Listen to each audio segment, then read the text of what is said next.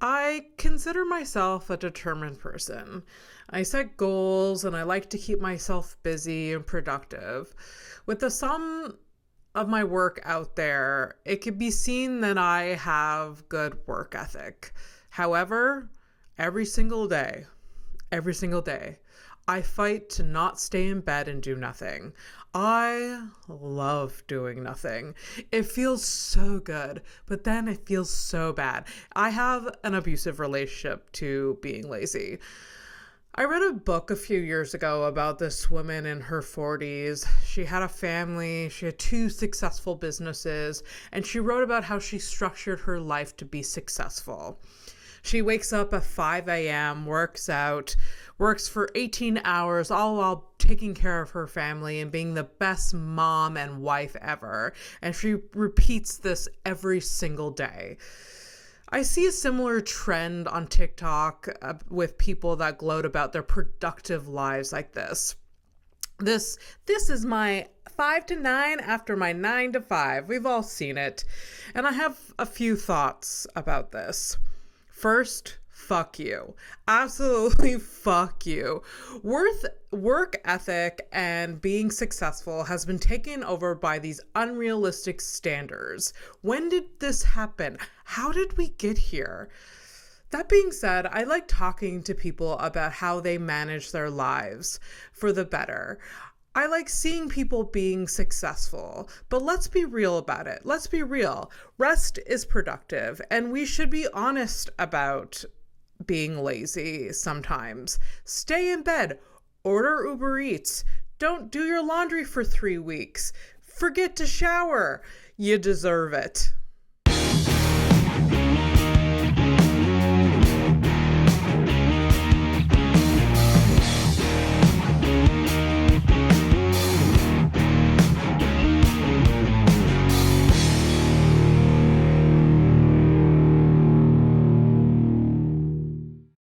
You've been off all week. What's your normal day to day? Normal day to day, I wake up, usually work out myself, train people. Okay. Got a few clients I still work with from the fighting days, and then just like regular people. And then if I have any work to do for my restaurants, and then get focused on comedy. Christ. Yeah. Jesus Christ. Okay, we're going to get into it because it goes with the theme. All right, welcome to House of Stone, the podcast where everyone has a story and we get into the nitty gritty of it all. Today's guest, we have James Mancini. Hello, James. Hello, everybody. Hello, House of Stoners. Is that what they are? The House of Stoners? I want to call them HOES. Oh, okay. Because the acronym... HOS, it is not catching More that hose. It's not catching on. No one uses it but me. I'm so happy to have you here. Yeah, it's fun. I always start with a little intro.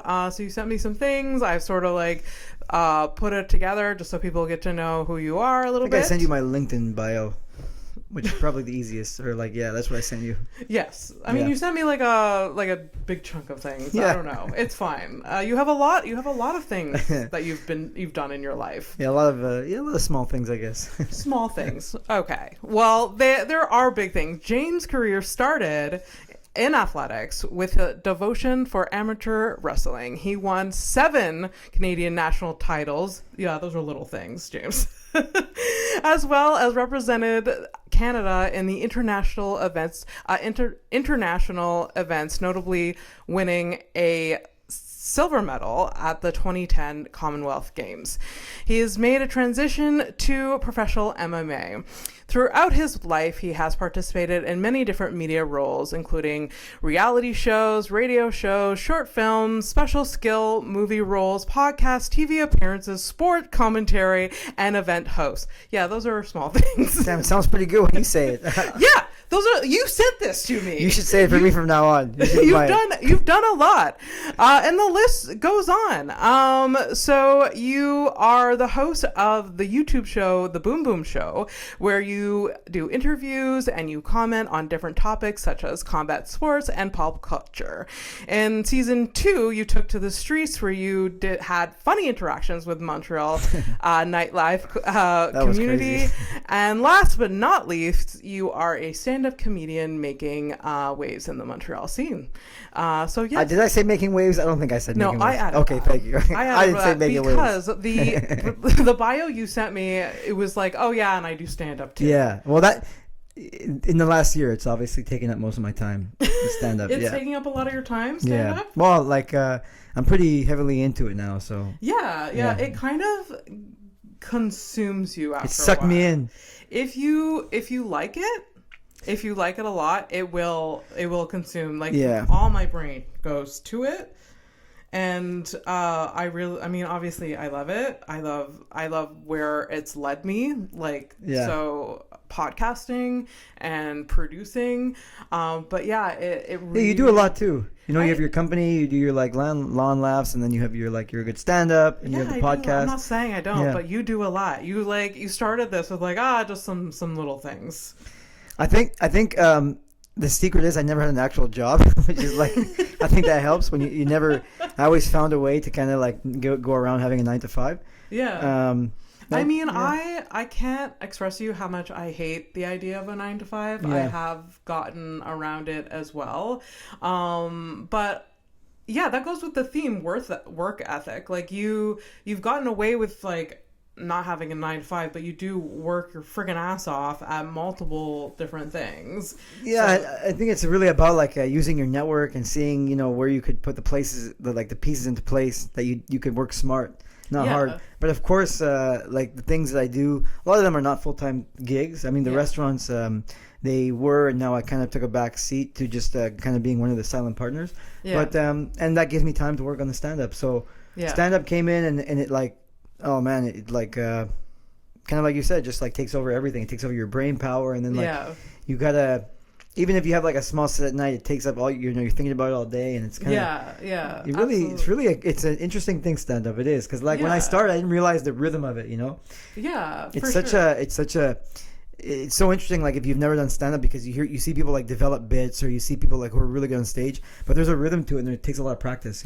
Oh, it takes so much practice. Mm-hmm. Like I became obsessed with stand-up as a fan before I actually did Who'd you stand-up. Oh, I like so many. Okay. So like there was a big, like when I first got in, it was like 2010-ish. Yeah. Wow, okay. So like it's been a while, but like the big names back then was like Louis C.K. And I mean Bill Burr is still big, and then it kind of transitioned into like more lesser known comedians like Pete Holmes, which he's big now, and Moshe Kasher is like one of my favorites, and so I became a huge fan of stand-up, and because living in Montreal, it's kind of easy to become a fan because of the festival being here once a year, and like you can see great comedians at like a lower price tag than like going to New York or whatever. I used to go to a lot of Just for Laugh shows. I tried to go like every year in my 20s and then early 30s, and then I kind of stopped, and then I ended up doing stand-up, which is kind of funny, but so it just really so I became obsessed with stand-up before I did it, so I knew sort of how much the like comedians grinded, and like, but you like it's very like a reality check when you're in it for real, because you see how much they're working towards like getting the certain joke better, and like getting stage time, and like I hate this word, but networking and whatever, but we kind of have to do that to like kind of get ahead. But there's so many elements that like you said make a good stand-up, and some people can do it less than others. Some people take a lot. I think I'm someone that like just needs to get up there, and kind of figure. I'm like kind of someone that writes on stage, and I figure it out. So like you said, there's a lot of waiting around. There's a lot of like, okay, you wait for a booker, you wait for you network, you try to get on stage, you try to, and I'm someone that like I try to be around the people who I think could help me out, and again, I'll help them in return too. I'm not trying to take from people in the sense of like if there's anything I do, like even if it's a small thing, like buy someone a drink or take them home after, like if I know someone's running a show and they're staying there all late. Sometimes I'll, ask the show host if he if he has a ride home, like something like that goes a long way, because like, it's a nice gesture, and sometimes it feels like a rarity when some of like the scene that could be like, some people can have blinders on, they're just in it for them, but it's like, it's nice to, some people are focused, and it's good to be focused too. It's good to be like, have that mindset where you just really want to get your work done, get in, get out, which is cool too. You don't want to like hang out and like whether just like smoke weed or get drunk, you want to go home and focus. There's something to be said about that too, the people who are in and out. But I try to give back a little bit, because I knew like in the athletic days, it's a lot of like that too. It's a lot of give and take. Yeah. So like, I guess you learn that like in your like athletic career, is just like help out, and like, it like, some of the things are like, you have to do it as a team, right? Yeah, it's very similar, because it's, I played individual sports, combat sports, and then comedy, it's individual, but you need, like you said, you need the restaurants, you need the shows, you need the rooms, you need the bookers, you need the agents if you get to that level, you need the people who are editing if you need some help editing. Like, there's a lot of that goes into it. So you got to be. I mean, I think you have to be nice to people, and hopefully it does get you there quicker. It does, like it definitely helps. It definitely contributes, because like everyone knows that like James is like a nice guy, and like I never see it like, oh, he's just in it for himself. No, you're just genuinely a nice guy. But I also want everyone to do well too, because I see the big picture too. Like, I see that, like, if you do well and you attract someone, then that might attract them to me, and in turn might attract other people. So like you do want other people to do well, and you want it's like there's so many people are encouraging younger comics, and it's so cool when you see that. Yeah, absolutely. You hear that story a lot with like bigger name comedians, like, oh, I like, Bill Burr asked me to like do this one show with him, and that like changed my career and stuff like that. Like those little gestures, I mean, that's a big gesture, but like, it's always good to like, be nice. Just be nice. Yeah, and you never know. Like I read Sebastian Maniscalco's book, and he was talking about how he wrote a book. Yeah. Okay, was it good? Yeah, it was great. The first half is great. The second half he talks about, it's like he's already rich, so it's like it's not the same thing.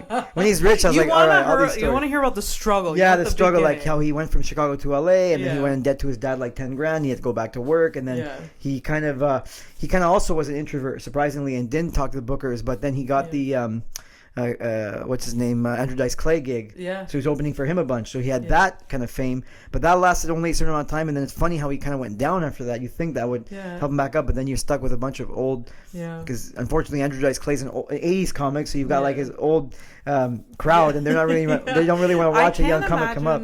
I can't imagine Andrew Dice Clay's audience being Sebastian Maniscalco's audience. So that's kind of where he got stuck, and he talks about in the book. So it's interesting how he had to go back on the circuit, and then and then find other opportunities. And he got his big break with Vince Vaughn in that like Western tour. They did like some tour, and with John Caparulo or whatever, that super funny small guy. I mean, progress and success isn't linear, and everybody has a different path too. It's crazy on a crazy different path. Yeah, I mean, like, you are a great example of that. Like, you had a career from a very young age as a like athlete, right? And you're very, very devoted to that for many, many years, and like, you're still like athletic. You have your clients that you train, if I'm not mistaken. Yeah, so I have people that I still work with from the MMA days, and then from the wrestling days, and then I have guys that I even fight manage too. So I have a few guys that I manage in fighting. What is fight manage? So guys that like need professional fights, kind of like it would be like a talent agent for. Oh really? Yeah, like I get guys fights, and and I sign their contracts for them, and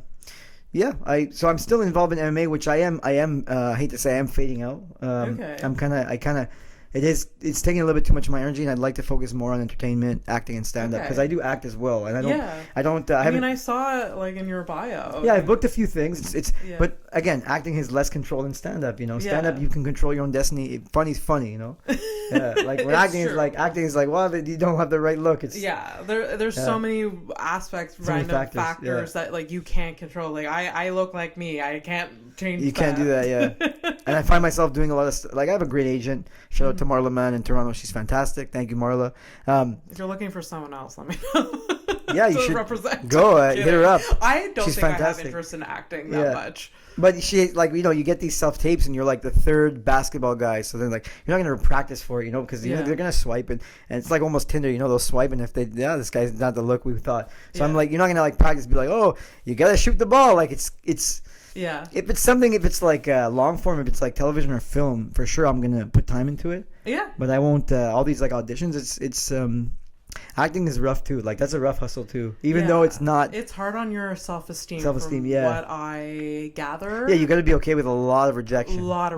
Which as a comedian, I hate rejection, and we get it a lot. I think a lot of comedians hate rejection. We get like micro rejected a lot, and it just builds up inside. Like when like a joke doesn't hit, or like we don't get a show that we want to be on. I know, and I found myself being like overly competitive in comedy, especially year one. Really? Yeah, because I would do like a Hurley's mic or like one of these smaller open mics or like third floor. Like I fucking crushed everyone else on. And the thing is like, so there's like 3 people in the crowd, or 4 people, or 5 people, and then you do crowd work just to get them to laugh. Yeah. And I don't even work the bits that I want to work. Yeah. And I leave there like. The first year I was like, yeah, but you see how much I got them to laugh, and it's like, yeah, but then you'd see guys like Harrison and guys like, whoever, name it, the person would just go up there, work their bits, and try it out, and if they would bomb, it's like they're working there in front of 5-6 people, they'll figure it out. So now I have to like put that in the back burner and be like, okay, I don't have to win every single set. It doesn't even have to be. No, it's it took me like a year and a half to learn that because I was like, and then I showcased. I mean, a year and a half is less than some. People, and like it really isn't a competition. You're just there to like make yourself better. It's training. Exactly. Yeah. It's training. It's not a match. That's if I'm awesome. speaking your lingo. Hey, look at Abby. Oh my God. That's no, but it's exactly that. So you try to win. You try to like make 3 people laugh, but then you didn't really work on the one thing that you wrote all day, and you practice in the mirror. It's like, well, what did I write that for in the end? And then I mean, you can always try it. There's sometimes I show up at open mics, and I'm like, I can't do this joke here. I walk through the door and I'm like, nope, we're doing something else because like it's not the room. Do you find yourself like doing that a lot? Is it, or like you have your material and you stick to it? It depends on the room, but yes, in general, yes, because there's some open mics that just feel like I feel like I can't work on material there. There's some, yes. And I definitely force myself to, but some open mics or shows that are labeled open mics, it feels like, I have to deliver the best that I have because of the audience is there, the producers involved. Yeah, maybe the producer, that's another thing too, is like, that kind of sucks when you're like, okay, you want to work on something new, but then I'm at the level where maybe I think I'm, a bit behind you, where I'm the level where if you're working on something new, I don't think they'll hold it against you. Myself, still. They will. You really? Yeah. Oh, of course. Yeah. Of course. Because me, I'm trying to impress all the producers. Like I am too. Really? I still feel like I'm fighting. Okay, but maybe that's my own insecurity. But I am liked by a lot. But I do feel like if I have one set that's wonky, like they're still gonna book me. But if I have a couple back to back, okay, then there's something that they may, I won't be on their list for a while. Yeah, it's tough when there's someone there. So that's where I don't know, the competitiveness comes. Like, I need to be the best. I need to. So it's hard, but I like to when I have shows the Thursday at the Tuesday at third floor, I always, with Tim Kraft, he's very, he's a comedian like us, right? So, he's very, try out new stuff. It doesn't, it's very, low stakes, where, I've said this before, sometimes, the comedy-ness just doesn't feel like I can try things out sometimes. Yeah, and you don't know who's watching. That's okay. And sometimes the audience because the audience there isn't comedy fans, they're very okay, you have to give me the best that you can because I'm not going to give you... The audiences? Yeah, the audience are a little bit hard to deal with. Yeah, I think... Is it because they expect it's a comedy-ness, they think it's the best, and they think I'm not sure. Anglo scene, and they're I'm not sure. Okay.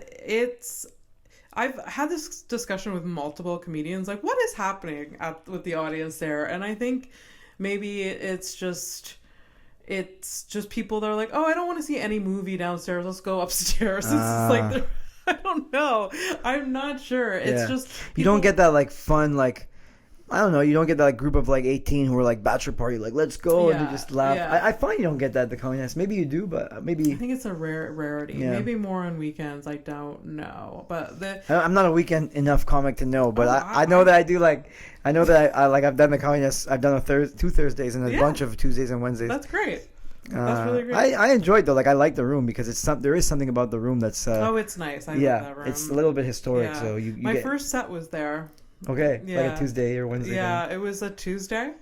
It was like 7 years ago now. How'd you do? I did terribly. Yeah. It was so bad. Yeah. It wasn't that bad. Like it wasn't. In your mind, it's bad. And if you go watch it now, you're probably like, oh god. Oh, I think it's not recorded. I don't know. I really don't know. It's in my memory. I feel like it was bad, but it wasn't bad enough to prevent me from going further, you know? Yeah. And my first few sets were there because I didn't know the scene at all yet. You were just hitting them up and then trying to get on. So like my first few sets was like the Comedy Nest, and then I met somebody, and then my third set was at the Comedy Works, which is no longer with us. And I met another comedian there that was like, hey, I have a show in NDG at Shaka. Were you around when Shaka was No, but I know what it is. The cafe here, yeah. So they had a show there weekly. And so that's when I started to get to know the scene. But it took me a couple of months to like have the courage to like talk to other comedians and like get to know like, where can I perform more and stuff. It was very slow. It was a slow build for me. I don't know. Not me, man. I just like grab like, hey, let's go out. You want to be my buddy? Let's go. I don't know. I'm not like shy about that. So I didn't, but I was lucky because the way I started was like Paul Beluga had started me because I grew up. Paul Beluga? Yeah. Okay. So we grew up on the same street. And then every time like I'd have a date night, not every time, but a lot of times I would go see him just do local shows because it was like a cool date spot. Cool. It is a cool vibe to go to a comedy show. Yeah, especially like, you know, I remember bringing a girl to the Art Loft, and then I remember bringing a girl to the Comedy Nest, and I remember just like Art Loft would be an interesting. It depended. I would have picked and choose the date. Yeah, but it was kind of cool because like, you know, it was packed, and my buddy's doing comedy there, and it's like like underground scene. The girl was like all impressed and stuff, and it was it was cool. And then I'd always tell Paul, I'd be like, you know, I could do this, and he'd be like, yeah. And then one day I saw him at the supermarket, and he moved to like down the street from me. So we grew up on the same street, and then he moved years later, like 15 years later, whatever. Mm-hmm. And it was right before the pandemic, and he's like, I'm doing a show in my condo. And you want to be on? And I'm like, okay, when is it? He's like, okay, like in 5 days. This is Monday. It was like on Friday. So I'm like, okay, cool. You said yes? Yeah, I didn't know like anything. I just like wrote like 15 minutes. And it was like 15 minutes? Well, okay, so it was me on the, and like you see the bill, it was like me, Bruno Lee, Pantelis, Mike Patterson, and Paul. Like that was who it was. What was happening? Yeah, because it was your first show. Yeah, it was like in Paul's little condo. He'd bring like 30 of his friends, and they would, good comics would come practice. Like Patterson came, I think, before he was headlining another thing. He just came in like headline. So I was cool. on with these guys. I have a picture of it, like my first set ever, and I brought a bunch of my friends. So I just did inside jokes. So I thought I was doing comedy. I'm like, oh, this is cool. I mean, and then kind of you were. Yeah, and then so funny enough, that was a Friday night, and I'll never forget Saturday. Paul's like, I'm going to do Peroni, which is the New Delhi Planet, which is the Sid's room with the Straight Outta Montreal crew. So he's like, come, I'll introduce you to Sugar Sammy's brother, Sid Kular. He runs a bunch of shows, and they have Straight Outta Montreal. And I was like, okay, cool. Like, I'll go meet the guy. So Paul did a set. I met Sid, and then Sid booked me for Wednesday. Yeah. It was at Bar Villeray at the time. Oh yes, yeah. I remember 2019. when it was there. So 2019. So now on the Monday, I guess he contacted me. I don't know if it was Lucy or I don't know who it was, but go to Blue Dog on Monday. Okay. Yeah. So somehow I ended up from Friday. I don't know if you're still following, but from Friday I ended up seeing them Saturday, meeting Sid, getting booked for a Wednesday. But then Paul sent me to Blue Dog on Monday. So you were grinding right from this is the first week. So then I go to Blue Dog on Monday. So obviously I bring, it's my second time doing comedy. Yeah. I bring like 4 friends. They're the only 4 in the crowd. So whoever, I remember, was it Lucy or maybe it was Lucy, but somebody was hosting and they're like, yeah, you'll go up last because we need your crowd. Yeah.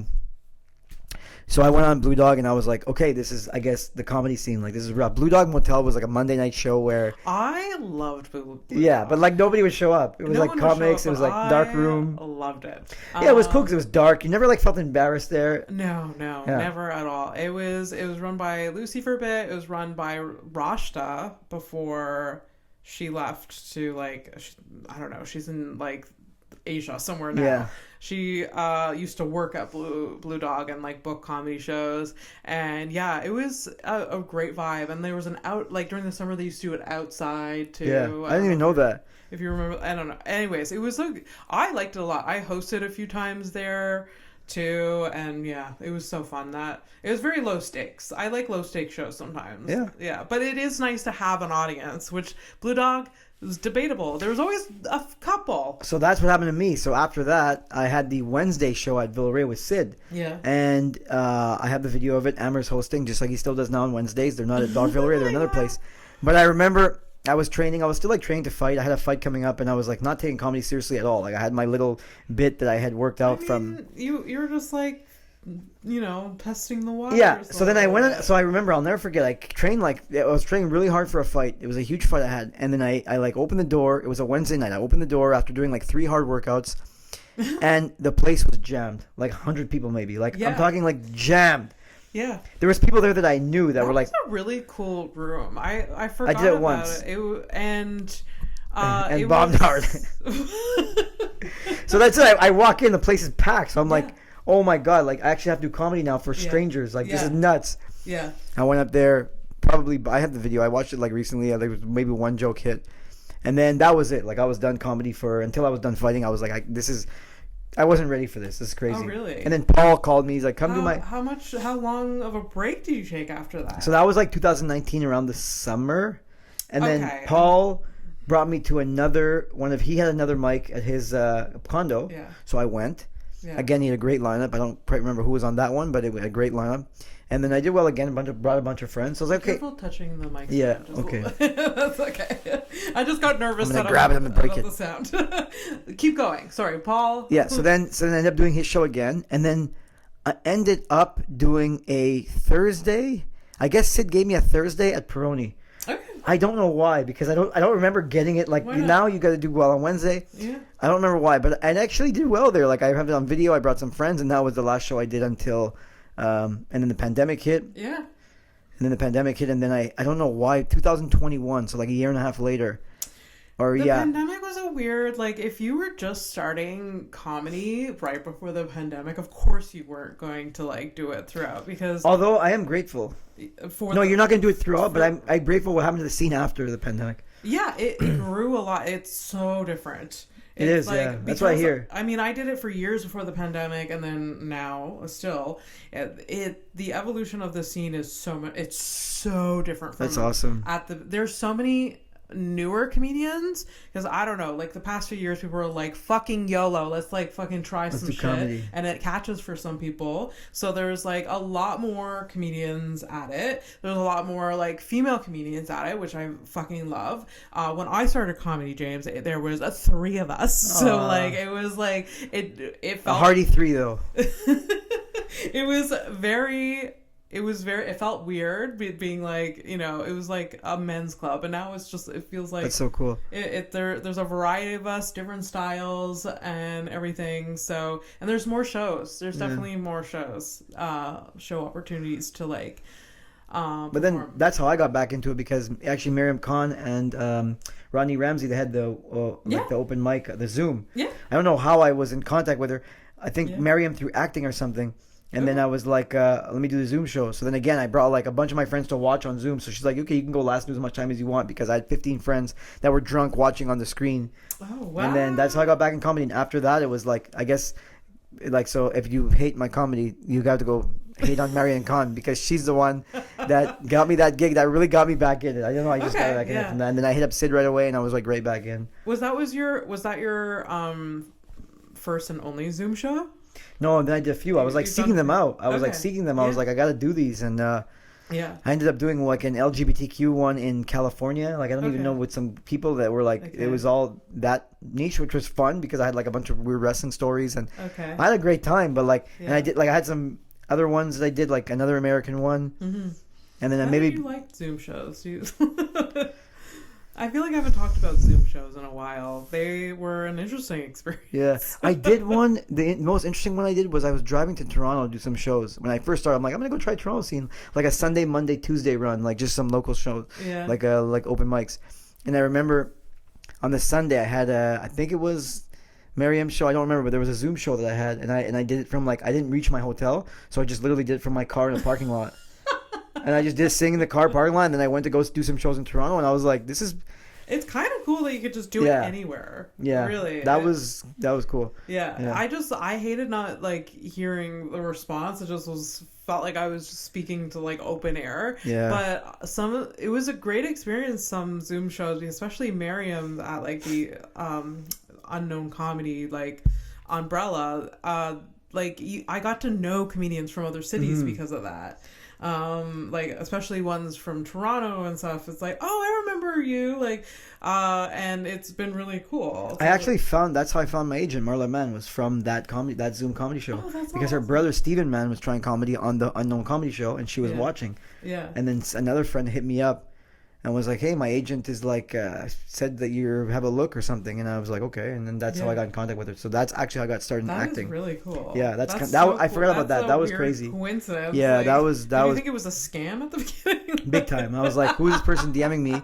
And yeah, it was. That's so funny. Do you think being an athlete and having to like work so hard and does that help you now in like being in the industry? Like we kind of touched on it earlier, like you're good at like talking to people and approaching people, which you kind of had to do as an athlete, but like your work ethic, like, there's similarities for sure, but I have to learn a whole bunch of other things too, like like in sports I always got away with being like super work hard guy, but there's like analytical work that you have to do in athletics that I didn't do enough of, and in comedy you don't do it either. You have to. In comedy you have to too. So I'm trying to do that more. But I think like the one thing that's good is like I don't care if I fail, because you fail so much in as an athlete, like you have so many bad workouts, you have so many bad practices, like they're not all good, That's such a good thing to learn and be comfortable with, is failing. And I think like as a comedian over the years you learn to be good at failing, for sure. And it does not feel good. It does not, as a human, it does not feel good to fail. But you just get more comfortable with it and you kind of roll with it. But like, I mean, some days it feels worse than others to fail, but it really sucks. But if you just know that there's like another day coming, you have another day, the next day, and you can just you just keep rolling. For sure. And everybody's path is different. You see some young guys now, like Matthew Borgelli, and there's like so many good young comics. Jason Hu, all these like young guys are like, they got good so fast. And then so it's everybody has their path. It's great. I think like the scene, because of the evolution of the scene, it helps with that, because there are so many mics and like. These young people are so great, and I'm so glad to see them pop up. It's cool, man. It's really cool. And we had we had the luxury of starting Aaron Belial, like his. Oh my gosh, yeah. Because I remember the first show I hosted, I had him on. Sid's like, we're gonna book this this guy who has cerebral palsy. Is that what he has? Yeah, he started here. His first open mic, I think, was here in Montreal. And in 2 weeks from Ottawa, and then in 2 weeks he was like a weekend comic. Like he was just incredible. He's incredible, and now he's touring the United States. He was on America's Got Talent. It's incredible. Unbelievable. I'm so proud of him. I mean, I didn't do anything to help his career, but I'm really proud of him. He's a great guy. The first show I hosted, he was on, and it was. You're blown away because his timing is impeccable, and it's crazy. Yeah, it's really cool, and I mean, obviously he's just very unique in his style, and like he's a guy. He's not afraid to. He's not just scared. Not afraid. Yeah. He's not scared. He has nothing to lose. Yeah. So like he just goes for it, and it's really really cool to see him grow. He's very aspirational, right, for all of us. Right? Mm-hmm. And he is, again, like he hustles. Like he made his way through Montreal, and then he moved back to Ottawa, and like very quickly, and then he wasn't afraid to jump on a plane and like go try shows in different cities and stuff like that. So and he built a fan base super fast. It's really inspirational, for sure. So when did you start like dabbling in the arts? You were athlete from a young age, but when did you start like from your list and your credit, like you were part of reality shows, you were acting. Like... Yeah, that's not. I mean, it's not that big. The reality show I did was The Ultimate Fighter with George St. Pierre. He brought me in as a coach in season 12, I think, in Vegas. So, okay. But that was just because I was like, that's cool. Yeah, I was like wrestling with him a lot during that time, and I was one of Canada's top wrestlers. So I ended up going with him. Yeah. But that that's a bit embellished. I did one reality show. That's fine. That's more than I have done. Yeah, but then and then starting little roles, getting on podcasts. I started doing like commentary for Wrestling Canada. Yeah. I started doing like announcing for them, and I just movie roles I picked up along the way. I had met some pretty cool producers. I was on like Mother Movie doing special skills with like Darren Aronofsky film because of my friend Scott Franklin, because I was training his kids in wrestling. That was like a big like hook. So it was like who you knew. It was definitely who you knew. Ended up doing a bunch of like different media stuff, and then I went. 2016, I didn't qualify for the Olympics in wrestling, so I ended up doing the Radio Canada broadcast for the Olympic coverage in French. Oh, amazing. Yeah, and then from there, I was like, okay, I'm pretty comfortable on the microphone, and that's when I was like, okay, I can do anything with a mic. Okay. So we have like, if there was like a wrestling festival, I would be the guy on the mic. Okay. And are there auditions for stuff like that? Or no, I got it's like, crazy because even just like who you know again and like like the first one I did was volunteer work for the Canada Games in 2013 in Sherbrooke. Okay. And I had to do English and French. I was the only guy on the mic. I was basically like a commentator plus ring announcer plus event coordinator, which you will. So I was like, saying who wins what medals, who goes on what mat. And RDS and TSN was there, so our French and English broadcast was there. Okay. And they were like, do you have a card? Like, you're a professional. I was like, this is the first time I've ever done it. Like, there was like 8 mats, and I'm just walking. It's for 18 and under, so they're young, they're juniors. Okay. And it's 8 mats, the big Canada Games. And I know the organizer, obviously in Quebec.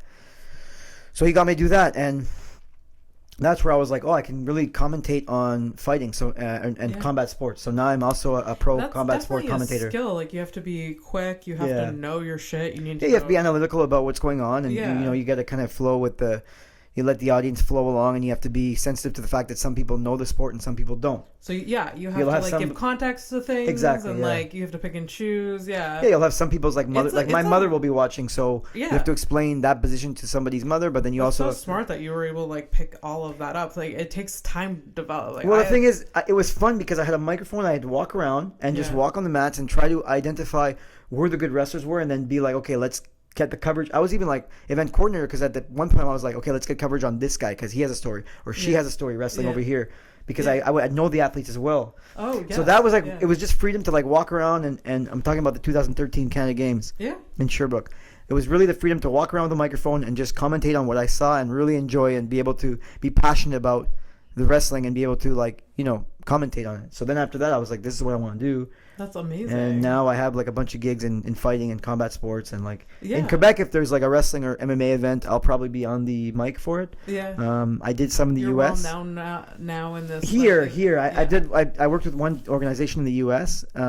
And they're kind of defunct right now, so it's a cool thing to get into, but again more control in comedy, You want to get more into comedy. It's something's driving you, or it's just attracting you to it.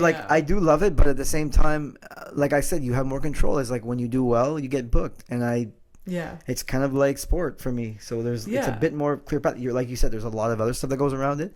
Do you try to get up like every night? Do you try to go to a show every night? Yes, I do. Which kind of is tough for my social life. It's so tough. Like, I see you everywhere. Yeah. And like I put like a bit of boundaries to it because like it just like it burns me out, right? And like, well, my last relationship was with someone who was just like an athlete too, so she was super focused with being asleep by like 8 o'clock, 9 o'clock. So it was fine. So it worked out. Yeah, it worked out. But like your life, you have to get up early too. Like you train. Well, not early. I get up at like 8. You train yourself. I get up at like 8 o'clock in the morning. That's not early. Like my friends wake up at like. Not. My friends like. Other comedians how late they. I mean, some of them have jobs too. Yeah. But like. But like my friends I grew up with, like my close friends are all like business guys, family guys, and they all wake up like at 5, 6. They're like, you get to sleep till 8. Like some of them are calling me like 6, 7. So for me, 8. I try to wake up 8:30 if I know I'm gonna have a long night. But for sure, like I don't. But again, I don't abuse. Some guys abuse. They'll go and they'll Some guys and gals will stay there all night and drink all night, and then it's 2 o'clock in the morning, and there's no way you're gonna wake up at 8 and be ready to do your stuff in the day. No. So I also don't abuse. So that is kind of where I. Do you not drink or you say abuse because of like your training that you want to do the next day, or like your other work? I just never did. I guess because I was always an athlete and I never got into it, and like I will get drunk sometimes. Yeah. But like again, like on Tuesday you'll see everyone at Grumpy's drinking, and there's nothing against it. It's awesome. Like I will hang out with them, but I won't stay and drink on a Tuesday. Like I'll have those will be my boundaries. You know, my boundaries. Don't give me booze on Tuesday. You know.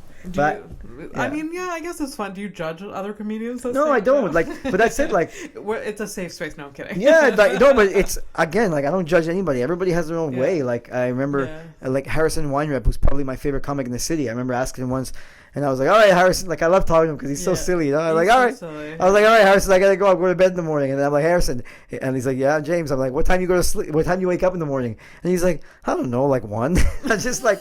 But like I just found it so funny. I'm like, look at this guy. He's an awesome comedy. He wakes up at 1. I don't even think he drinks that much. Like I see him with a beer, but it's an example of like I don't care. Like everybody has a different. He's also so much younger than us, James. That's true. Like I forget that Harrison is he's so in his young. early 20s.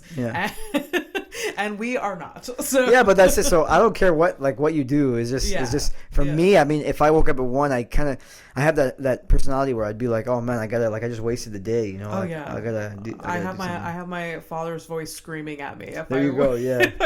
If I sleep past like 8:30, like you're wasting your day. The whole day is gone. Yeah. Like Boomer parents. Yeah. It's like I mean, my boomer parents are like that. It's just you have like. But me, as long as I'm trying to be productive, I think, you know, but you know, sometimes I'll take a nap at like 3-4 o'clock, try to get 30-40 minutes in just to like fine. I mean, you're out every night trying like grinding, so that's perfectly fine. But again, I don't have kids, you know. I want kids. I don't have. I would like to have so I have that freedom too, you know. I am childless by choice. I do not want. You don't want it ever? I don't want children. Really? Ever. No. So many people are doing that just now. Like not so many people are doing. It's just like it feels like that.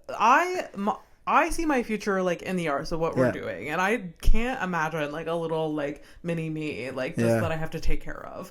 I don't know. You seem like you have the qualities to be a mother, but a lot of people will say that. Like I guess I'm a decent human being, but like I just don't want to. You're better than decent, Abby. Come on. I'd rather focus on other things than produce children or raise children. No, it's not for me. But like I do have a lot of people I know my age that have many children. Now I'm 34, almost 35, and it's just no. You're 17. Come on. I'm 17. I'm 18 till I die, yo. Well, you started comedy like a couple years ago, like you said. You're in your 30s. Do you wish that you started earlier? I wish. It's weird because I wasn't like. I'm a bit of a scatterbrain. Like as much as like it looks like I have everything under control, I am a scatterbrain. I am working on like small things. Like I mean, you mentioned you have various different projects happening. Yeah, so I do have the day job. Exactly. So I do have like ADHD. And it works well for you. It has worked well, but I do struggle at something. So sometimes I think like, well, maybe if I would have quit wrestling a little bit earlier and did fighting a little bit earlier, or sometimes if I would have never fought and went right from wrestling to comedy. Like there was so many, because I went from wrestling to fighting to comedy. And in the process I was doing all that other media stuff. So for sure sometimes I think about how the equation could have worked differently. Like if I would have maybe fought a couple extra years, maybe I could have went to the UFC, which is I was on UFC Fight Pass, but I wasn't in the UFC, so I was in like the farm leagues of the biggest league. So it'd be like being, okay, you're on Netflix, but you're on something else. So I was in pretty high level. I didn't make it the highest level. In wrestling, I got some international medals. I never, you know, I didn't do that well at the World Championship. So at the highest level, so you're always having, I always have doubts. Like I always think, like I look back and I'm like, it must come up a lot as an athlete. Like, oh, what if this happened? Like always, and especially as an amateur athlete in the Olympics with wrestling. Everything goes by years of 4 for the Olympics, so it's like quadrennial. So you're always thinking like, you know, if that quadrennial I would have done it differently, and if I wouldn't have been hurt, and if I would have started earlier, and if I would have did a different weight class. So you're constantly like renegotiating. But right now, I've learned to just accept like this is where I'm at now. Yeah. And it's my path, and that's what it is. Because for so long, I was like, yeah, man, I should have put wrestling earlier and did fighting. Man, I should have not ever did fighting, went right to comedy. Man, I should have just not did comedy. Maybe did a couple more fights. I would have been there. Like, I could have done that all day because I did so many different things. I think it's natural. It's natural for our brain to do that. Like, what if? Or, but it's everything led to like where you are now. Yeah, and again, sure. I'm happy. I pat myself on the back that I reinvented myself in the sense of like now when people see me, they think me more as an artist and a fighter, which I like. Like that's all I wanted. That's all I wanted. I just didn't want to be known as like a fighter and a wrestler forever. Yeah. And I mean, maybe as I don't know if I don't know athletics at all. I don't know no sports. I don't know sports at all. But like you may feel like as an athlete, as you like get older, it's like, oh, I can't identify as this anymore because I'm not doing it full time anymore. And that is helping me a lot too, because a lot of athletes have a difficulty when they finish sport. Yeah, it's like, who am I now? What do I do? Like, do I get a job somewhere? Do I get a degree? Do I like? I imagine that's a conundrum that a lot of like people that you've worked with or are working with like are feeling that way. But I think unconsciously that's why I got into comedy so hard. Yeah, because I was just like, I was training every day, I'll do comedy every day, like I'm just like whatever. Yeah But it's good, like just like you need to train, it's taught you that you need to like grind reps, go to Grumpy's on Tuesday and I don't do none of that anymore. Like I'm getting too bougie with my Wednesday spots or whatever. But no, I did go actually 2 days ago, and Harrison didn't put me on because it was too booked. But he's promised Grumpy's me next week. Grumpy's is the hard one. I feel like Grumpy's comes up many times on this like podcast because people need to vent about it because it's so hard. At like Grumpy's is like a Tuesday open mic where it's like a bar. You go, it's like 11 o'clock at night and nobody's listening to you. Yeah. But we have to do it. We have to have those shitty open mics, just like you have to. But if you get a laugh at Grumpy's, like, and everybody will tell you, like, attest to this, it's the best. It's a good feeling. It's so good. So you have various different projects that are aligned with comedy-ish, like the Boom Boom Show. Did that start because of comedy or because of so that started, I was working with Green Horizon, a great local company. If you guys need any advertising or media or marketing work, I don't know if you do advertising. Do you do advertising? I need to. You need to. Okay, I was gonna say, if you have because you have so many things going on too. I hope I'm not plugging like another advertising on the House of Stone Pike. If someone's willing to like give me money.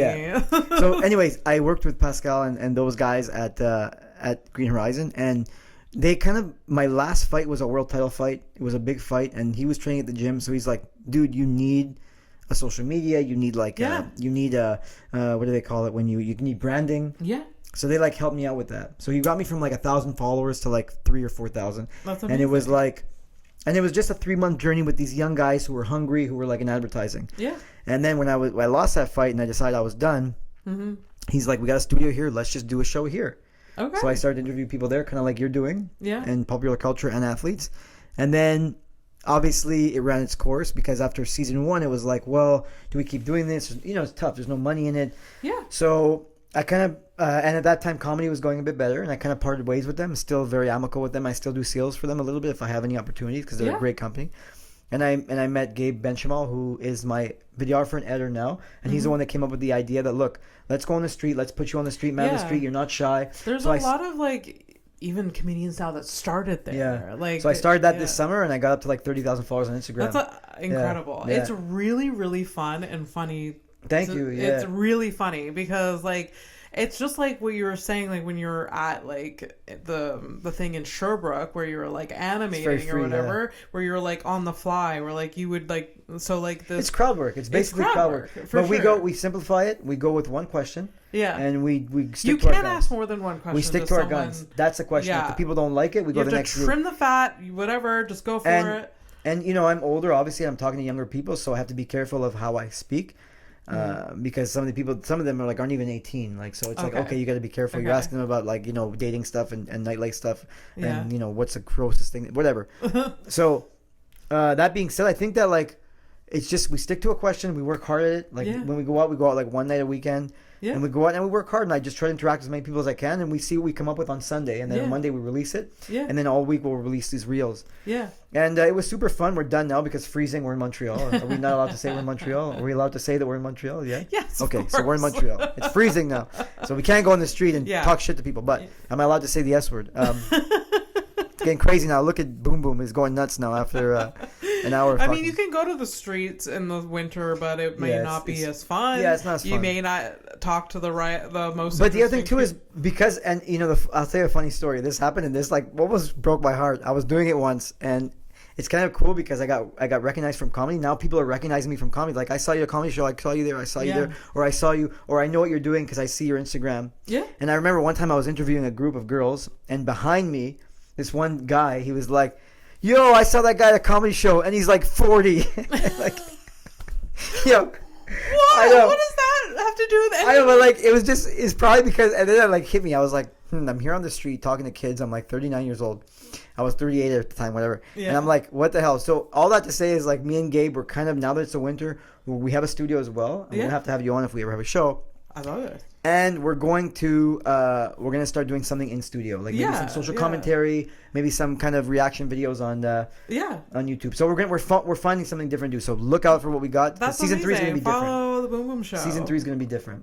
That's amazing. We might be back. We might be back on the street, but we're not sure. I mean, you can do both eventually. Yeah. Like, nothing is like tying you to. I'm just confident, like, because I got those followers and because I found a niche that works. Yeah. And I could do it again with something else. It doesn't. Yeah, the man on the street thing is such a good idea, and like there's not a lot of people doing, but like there's people doing it, and it's like people love it. People love that content, and because like you can get like short clips from it, like people's attention spans are so. But the craziest thing, the one that got us viral was a long one. It was we had to cut it down because it was like a 2-minute video. Yeah.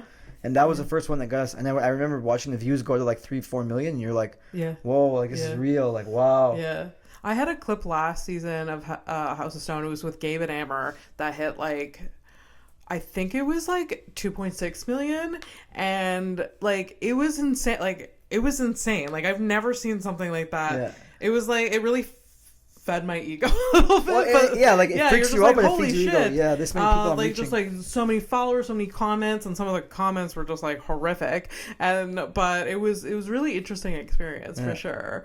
But yeah, I can see why it, like you're getting a lot of hits because it's just so funny and it's so genuine and real. Like your reaction, your question, they're like it's just so real. Essentially it's crowd work, and you got to be into it, and you got to you have to kind of coax them a little bit. I like in French I call it le petit tannant. I like to be like the little shit disturber, you know. but making it fun. Like if I see it's going in a bad direction, I'll make sure we don't just abandon it. Yeah, like there was one recently we took down. It was a girl, and she was kind of saying like, oh, the guy like who was accusing me of cheating on him, and then I locked myself in the bathroom, and he was right, I was cheating on him, and like I got a restraining order against him, and so it was like, so there's like illegal things. Well, no, it's just not even that, but like it got 1 million views, it got to 1 million, and then some people started writing me like, look, she doesn't want this out there, like, and I think she had wrote me in my request, I didn't see it. Okay. Because at that point I was getting a ton of request messages, because when you start getting those followers, you get a lot of requests, and a lot of it's like spam.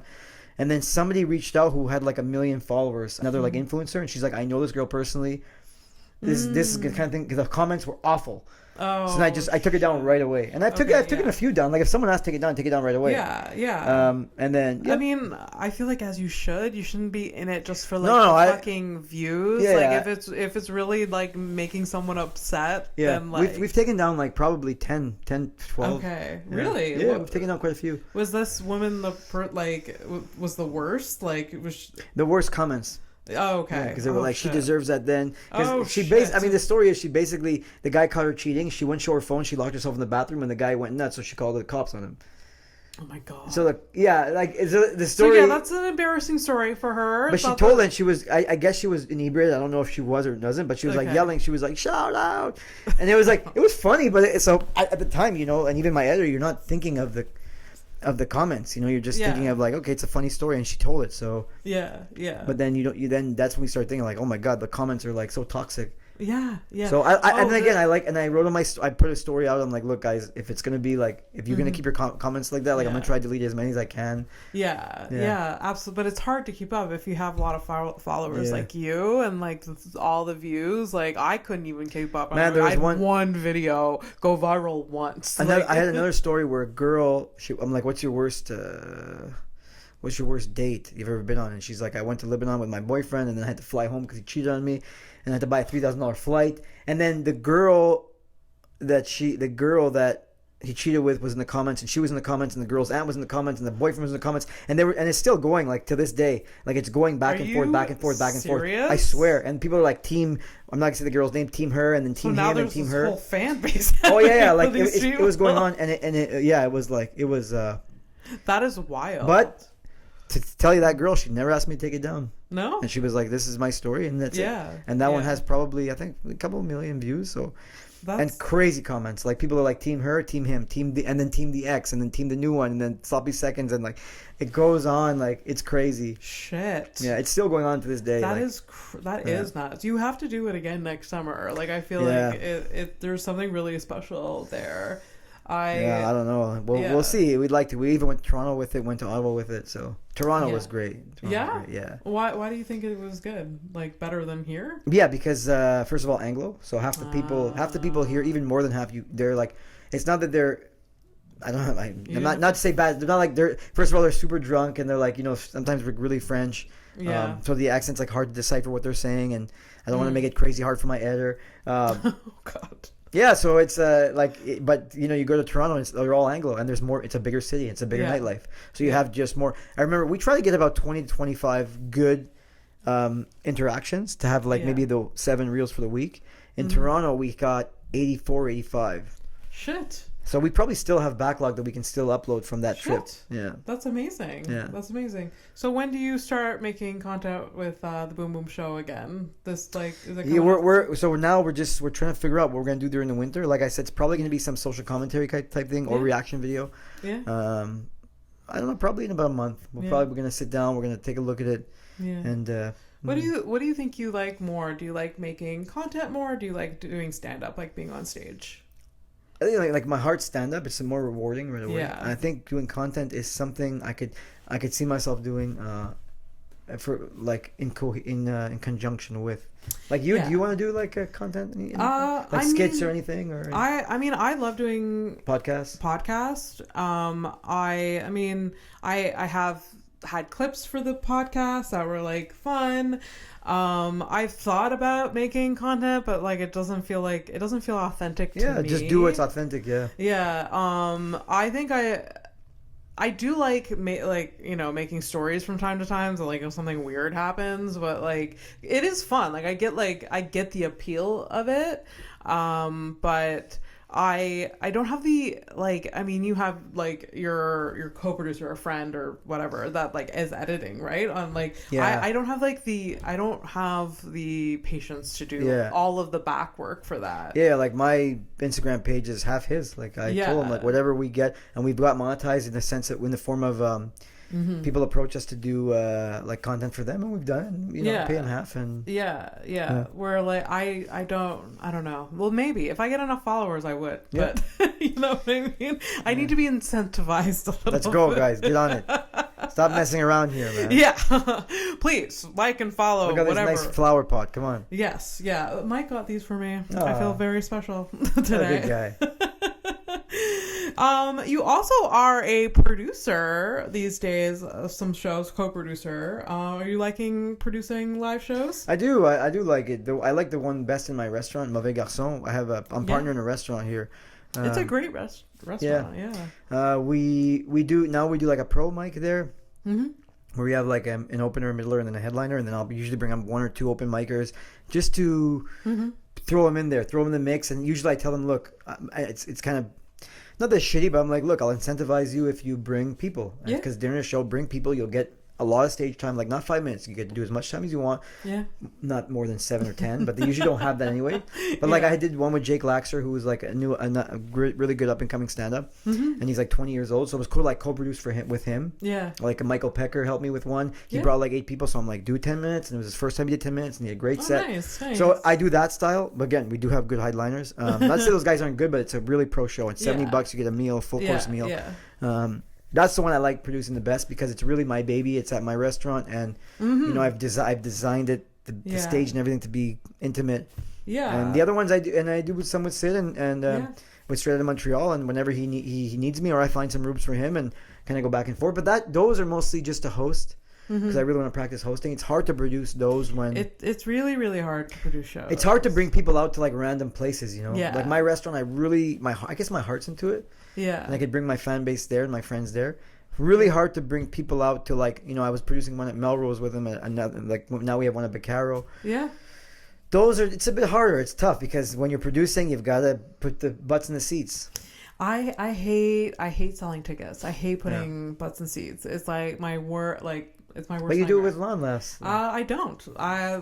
The people that hire it, it's private, great, private shows. It's kind of like corporate things where like I just show up and that's go. Awesome. And but it's rewarding though. Like the I don't know what book it is, but being able to sell someone something is a crazy skill to have. Like me to take your money and sell you a service, like that's. Yeah, and as a comedian, you have to learn that skill. Yeah, my dad's a salesman, and like I look up to him so much. Like he really, it's hard. I don't think I'm that good at it. Like I'm like, okay, fine. If you don't want to, I'm not gonna push you. Like I hate pushy salesmen, but like I mean, it is a skill. It's almost an art in itself. Just like. And I'm sure your dad believes in whatever he's selling, but like sometimes I believe in my shows. I'm like, I know you have a good time, but I'm still not that pushy. I'm like, okay. Yeah, that's what you gotta remember. You gotta remember that like the people who don't come, they might hear from the people that came how fun it was. So that's kind of like my motivation. Yeah, yeah, absolutely. That's so cool. That's so fun. I mean, it's been so nice to have you on. We've almost been an hour. Damn. That's crazy. So what else do I want to ask you? Okay, what is your next goal for your stand-up career? What do you want next? Well, I just came back from the New Orleans Comedy Festival, the Hell Yes. Oh my gosh, tell me about that. Yeah, it was cool. I got like some weekend spots and some paid spots. It was like on the festival, so it's a festival credit. Yeah. It's not the biggest festival in the world, but they run a great. Chris True runs a great. I performed in New Orleans this past summer at the Comedy House. I didn't do the Comedy House. I couldn't get a spot. It was too last minute. But I met a few comedians there, and I did like a couple like open mics. Oh, nice. This guy named Troy, I think. I can't remember his last name, but he was like so freaking nice. Troy Stepp or something. Pardon? Maybe Troy Stepp or. I don't know, something like that. Maybe. I don't know. Yeah.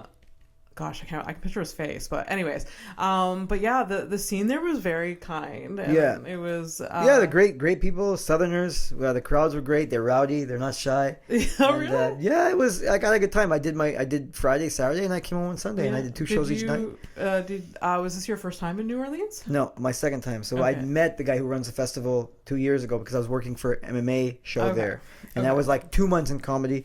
And I jumped in, got a spot, did terribly, but I met the guy, and that's how. And then I hit him up. I'm like, look, I applied for your festival, and I think you'd really like, at least my improvement from what you saw me 2 years ago because I was 2 months in.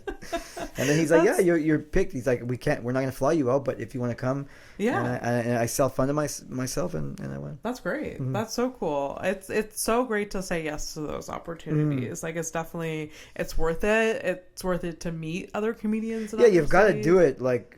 Yeah, once or twice. You gotta have some festivals, even though maybe they don't. I mean, if you're not like a feature, like if they're not paying for everything, Pardon? Like if they're not paying for everything, you've got to do it once or twice. You have to. Yeah. You have to invest in yourself at some point. Yeah. Oh, absolutely. It's worth it. Like you'll never I feel like you'll never regret going to like a festival. You won't. And I lost a lot of money at the casino, so. Really?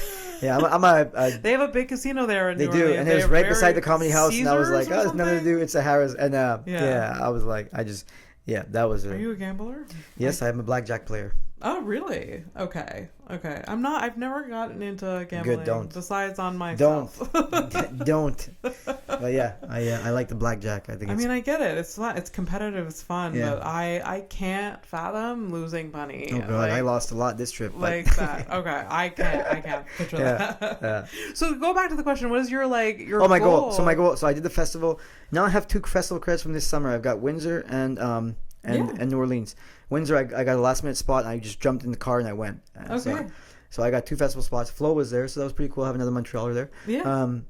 So I think now that I've done like festivals, I think my next step is to be invited as like a headliner at a festival. I think that's like like my next thing. It might be 2 years away. It might be 5 years away. It might be a year away. But I think my next goal is to really, really earn a spot where like someone asks me. I think that's the next thing, or like apply and it's like a yes right away, like a headliner. Yeah. And I'm working on a project with Simon Fecto. We're working on a project for something else. I'm not gonna talk about it now, but we're working on a little project too. So yeah, so that's my next goal. But in stand up, just keep getting better and keep grinding and be invited as a headliner. That's that's like the good, fucking phenomenal. That's goal. A good, nice short-term goal. Yeah, which and kind of like being an athlete, there's always like the next goal there, right? Like you win one match and then like there's always another one. Yeah, like ultimately my long-term goal is to be a headliner where I can draw a huge crowd and sell a lot of tickets, like a Sugar Sammy.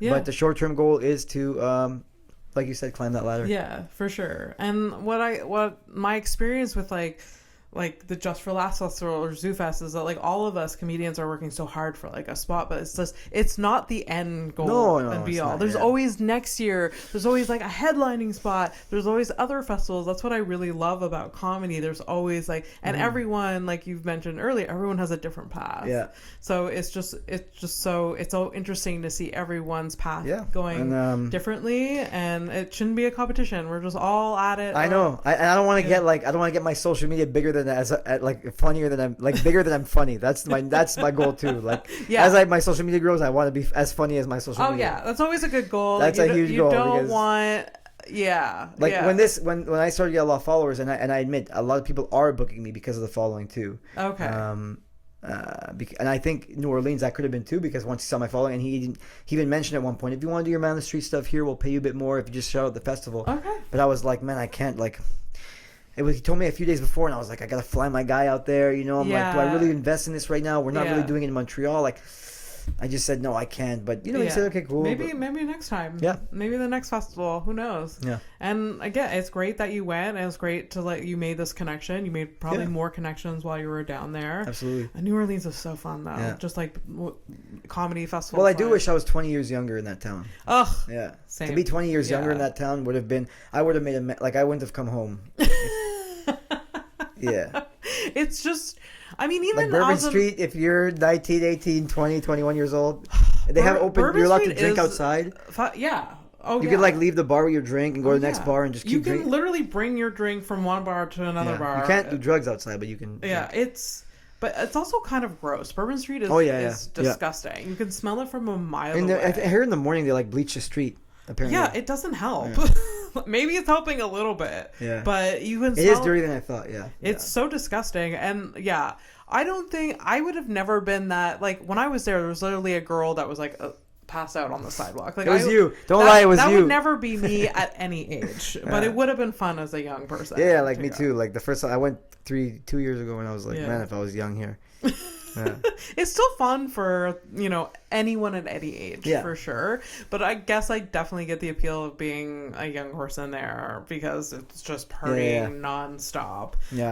But there's just live music. I love the live music every night, and you can even, it starts at fucking 6 o'clock, so you can, if you're older, you can still go out and experience that and go back to your hotel. So it's a cool place. Did you visit the cemeteries or any of the other No, I did the French Quarter. I did Bourbon Street. I went to the cemetery when I was in New Orleans. Why is it big there? There's it's a big thing. So creepy. And you know what? It's weird. It was weird. I was like, I'm not doing that, and then I ended up doing it, and it was cool. Like they just have like an old cemetery, and they have a lot of history. Nice. There's a lot of history there, and yeah, it was awesome. Cool. I love like touristy stuff sometimes. That was really cool. Yeah. All right, we always end the episode with 2 questions. You can choose to answer both or one or none. The 2 questions are what is the hardest thing you've ever been through, and what are you most passionate about? The hardest thing I've ever been through was, I guess trying to qualify for the Olympics in 2012, because I had such a good coming up to it, and then 2011 was like a bad year, and then 2012 I had to like make up so much time and I didn't qualify, and I really was like if you look at like statistically, I was supposed to. Okay, so it was hard emotionally, physically, mentally. Okay, so like the year like 2011, did you hurt yourself, or was no? It I just had a bad year, a couple bad tournaments back to back, and then I fell in the rankings, and I had to like make up time, and it was it was. So that was of course, and understandably very fucking hard. What am I the most passionate about? I guess I would say right now stand up and just life. I'm just passionate about. You're passionate about life. That's nice. I'm just passionate about like waking up every day, and I have my.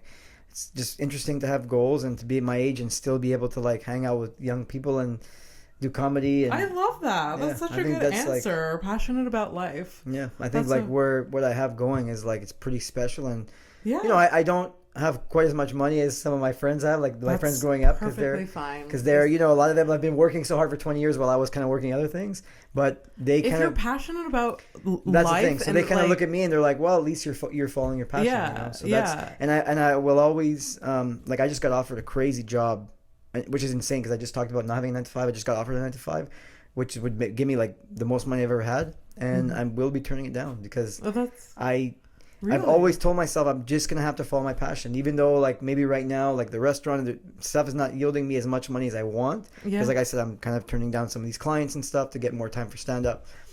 I'll always follow my passion. And right now my heart is going less towards training people and more towards entertaining people. So I don't know. Like, I mean, you should be very proud of yourself. I don't know. It's all right. It's like it is tough, but again, I'm single. With no kids. So I'm saying this all. That's fine. I know. I'm saying this all now, but like some people might be watching this, like, yeah, but I got 3 kids at home, and I understand that too, because if I had kids, I don't think I'd be able to be as free spirited as I am.